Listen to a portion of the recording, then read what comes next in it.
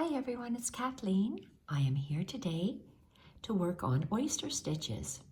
So I thought I would turn on the camera and record another episode of Stitch Play.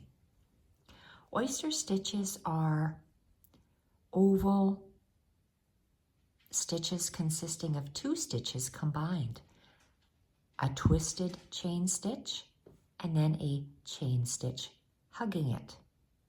So those two stitches combined make an oyster stitch. So I have two different thicknesses of thread here I was experimenting with. This coral colored thread the brand is Wonderfill. It is a pearl cotton and it's a size 8, the thickness, which is thinner than this size 5, which is thicker. It's ecru in color, also a pearl cotton, but it's made by DMC. I want to try to create some hydrangeas and to see if I can, and I'm always going up high on my camera. So let's move it down and I'll have to try to remember to hold it really low here. So I have created these already. And let's try working on an oyster stitch. An oyster stitch can be used like you would seed stitches anywhere, as a fill-in stitch or petals for flowers like what I'm doing. So let's start. To create one stitch, I want to create a flower here, a 4-petaled flower. So let's start in the center of what would be the flower. And you come up. And you're going to go down, but to the left a little bit, and take a small bite. The smaller the bite you take, the rounder your circle will be. The longer bite you take, the more oval your petal will be. So a twisted chain. So you take your thread over and under, pull the needle through.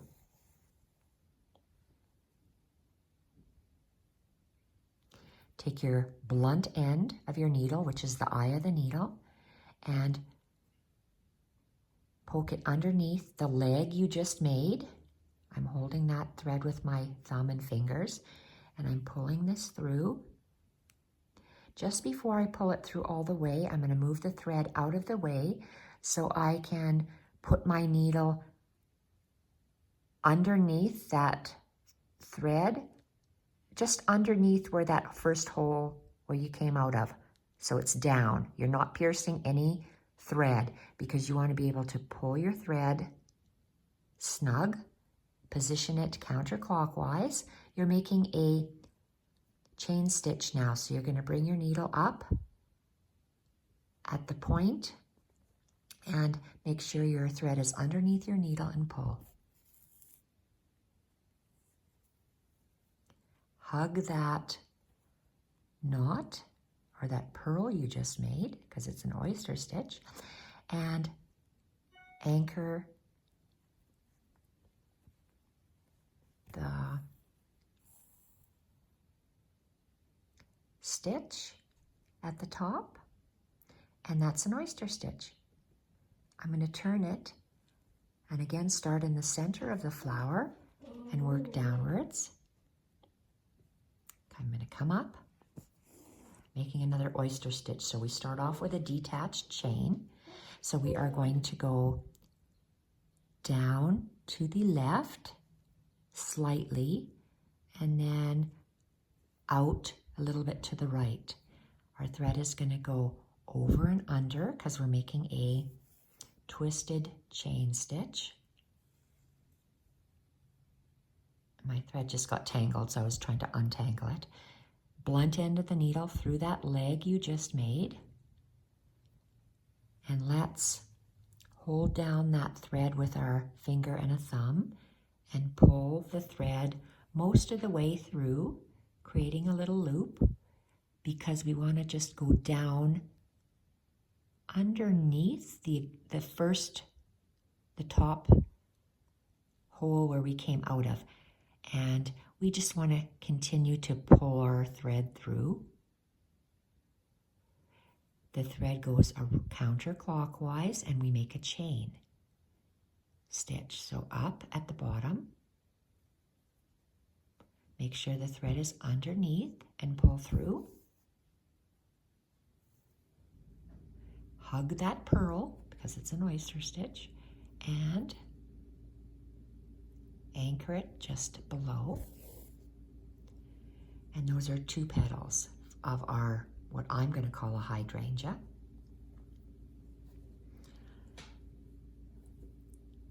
So a berry stitch is a chain wrapped around a chain. An oyster stitch is a twisted chain wrapped around a chain. Let's create another one. Let's see here. Come up in the center of the stitch. I'm going to go down to the left and a little bit to the right. Thread goes over and under the needle and pull. We're making a chain. What am I saying? A twisted chain stitch. Twisted chain because it looks like the legs are crossed. Take your blunt end through the leg we just made and pull. You see how my thumb is holding that thread down? And we pull. I'm just going to maneuver that thread opened a little bit so it's easy for me to push the thread aside and go down under that thread, down just below where the initial thread came up. And I'm going to continue to pull it. Make sure my thread is going around, up at the tip, whoops, up at the tip, underneath, and pull. We're going to hug that little purl and then we're going to go down. I'm going to do the next one a little faster. Turn it around, and this is this flower I'm making. I had the top, the left, and the right petal made. I'm going to be making this bottom part of the petal. Come up in the center. A twisted chain is down to the left, up a little bit to the right, making sure the thread goes over and under, and pull through.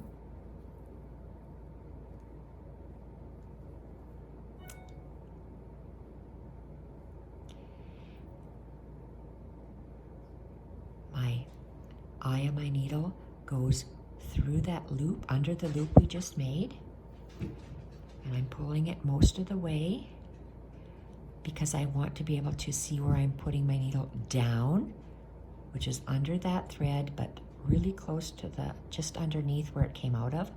Finish off by pulling counterclockwise, making a chain stitch, so to the tip, under and pull, and we hug that little purl and go down. So those are 4 petals of what I'm going to call hydrangeas. So now I should have a piece of dangly coral thread here, and I am going to thread my needle with the coral, because my thread is just dangling because I've worked with the coral before and I know I'm going to work with these 2 colors. So I just take the needle out of my thread and rethread it with the color I'm working with. And in the center of my little flower, I'm going to make a French knot. So coming out, and 1, 2, 3, and down. And I pull the wraps tightly around my needle, snugly, and then pull it through. And then I have my center of my flower that I just made. Hopefully it's a hydrangea. That's my aim. I like these ecru colored or ivory colored hydrangeas better than the shape of them. I like the shape better than I do this oval one. So that's why I practice, to see what kind of a shape I like, because when you first make it, it's not going to be perfect. Well, maybe yours might be, but mine sure isn't. So I have finished with the coral. My thread is too short. I cut that off, and that's what I'm going to call a hydrangea. I'm going to make an actual hydrangea flower on my next block. Hopefully I can, for the Journal of Stitchery. But these petals, I don't like this coral, the shape of the coral petals, but I do like those shapes. I like those a lot. I'm not going to take that out because this is a sampler. This is an experiment just to see what they look like. So I like these twisted chain stitches. So I'm going to practice going all the way around, and I am going to use this same ivory or ecru colored thread only because it's a size 5. I like working with a size 5, and I'm going to just anchor that with a knot because I know I'm going to be traveling a little way across my thread. And because I'm working in 2 layers of wool, I can hide this thread. Where am I coming out?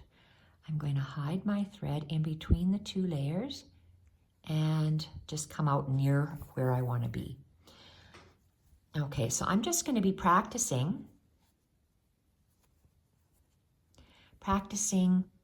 these twisted chains all the way around this circle, because I just want to practice them. So can you see where I hand tacked with a brown color of thread on this tan circle? So they're small little bites, maybe about 1/8 of an inch.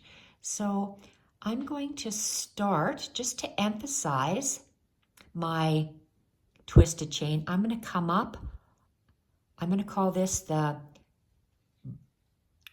let's call it just really drastic difference. Let's come up, call it brown, and call it gray. So I'm going to come up on the brown. I'm making a twisted chain stitch.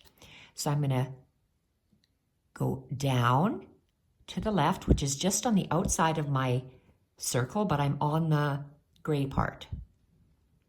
I'm going to make them nice and long stitches so I can really emphasize them. So a good 1/4 of an inch. Take my thread, I go over and under, and I pull it through. And I anchor it over the top. Twisted chain. I'm going to go around I'm going to go to the left, and I'm going to make several stitches all the way around. And I am always going to go up on the brown at the top there, top of that thread that I make. I see that my stitches, they're not all even here, so I'm going to have to improvise. So I'm coming up on the brown, going down on the gray outside the circle, making a 1/4 of an inch bite, taking my thread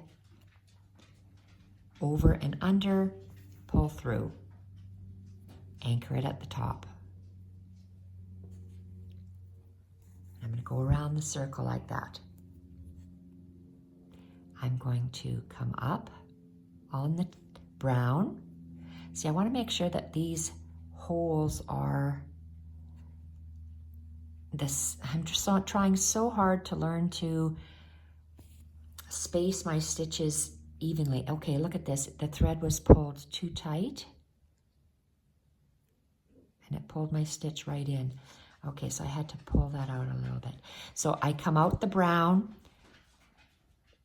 down to the left on the gray, take a 1/4 of an inch bite, around, over the top, under the bottom and pull my thread and anchor over the top. Another twisted chain.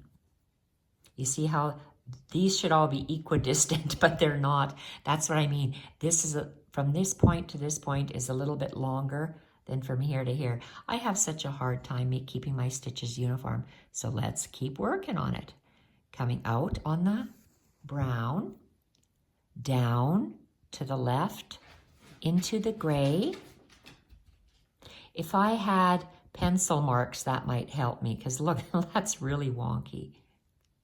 Okay, taking a bite, over and under, push through, and anchoring the top. Continue.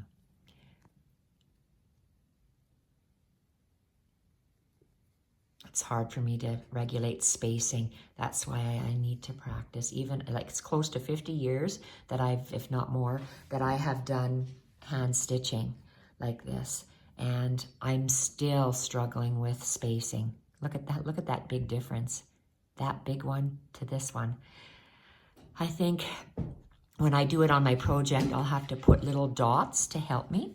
So I come out on the brown, go down into the gray, over and under, and pull, anchor it.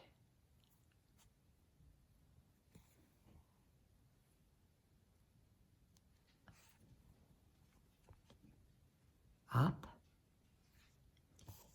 into the brown, down into the gray to the left, take a bite, over, under, and pull, secure the top. These can be made, these twisted chains can be made in a line as well, and they'll give you a different look. So 1, 2, 3, 4, 5, 6, let's make 7, and then I'll make a line and we'll practice with a line. So there's, you come up on the brown, go down in the gray, pick up a little bit to the right, over, under, and pull, and anchor it down.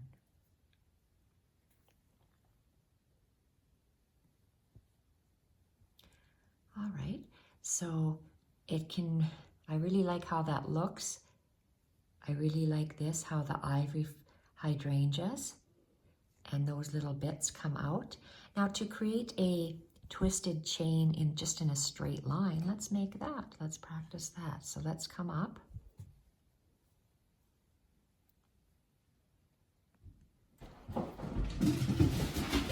No, Mila, no. There's no one there. Okay, so let's come up here. No, Mila. Okay, so if we're working on a line, we're working from, I'm working towards my left. So I am going, I'm positioning my needle here. It's still, if you had it this way, it would still be down and to the left, but because my work is facing this way, it would now be up and to the left. And then we're going to take, I'm going to accentuate these, so I'm going to take a nice bite, and we go over and under and pull. And you can see when we over accentuate, you'll get a different look. So let's just do where our stitch came out. Instead of anchoring it, we're just going to continue. So we're going to go up and over, and we're going to take a bite. And again, if I'm working on a project, I might mark all my lines because my stitch widths, or they're not this uniform is what I'm trying to say. Over and under, pull. So you're just attaching them in a line. So let's go up and over, take a bite at an angle, over and under, and pull.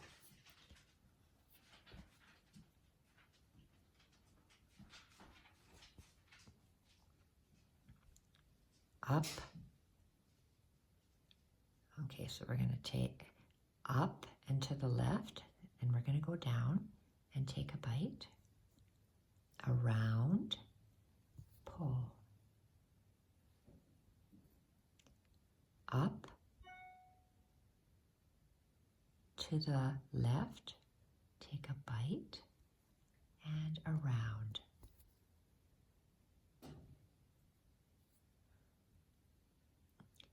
Up, to the left, go down, and take a bite, around, and pull. See how different it looks when it's in a line versus when it is around the circle. And I'm just going to continue with my thread. So I'm going to really accentuate. Instead of, I'm going to really go up, I'm going to go up double. So up lots, really lots, but to the left and down and around the needle. And you're going to see how accentuated it'll look if you do it that way. So that's just playing with stitches. So up really long, but to the left, and taking a bite, and around and pull. I want to do 3 if I can. So can you see the difference? And you just get a really cool effect if you accentuate it. So straight up quite a bit, but to the left, and then we take a bite around the needle and pull. And I'm running out of thread, so I'm just going to anchor it over the top and down. And I'm going to tie it up at the back, and then we'll look at it.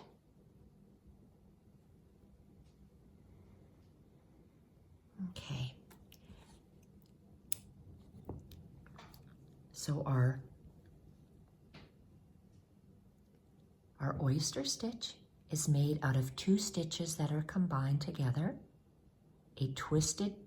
This is a twisted chain hugged by a chain stitch. A twisted chain, twisted chain, twisted chain, elongated, elongated. I like the looks of both depending on what you're doing. So they give you a different effect, straight or elongated. And this one, you're just, instead of attaching them at the tip, you're doing them separately. And you can really accentuate the length of this leg by starting way more into the brown of your fabric. And I really like the way that those 3 little hydrangeas look. I can imagine. I think maybe I'm going to practice to see if I really want it to look like a hydrangea, maybe I have to add another chain stitch around that. We'll see. But thank you everyone for watching this episode of Stitch Play on the Oyster Stitch. Bye for now.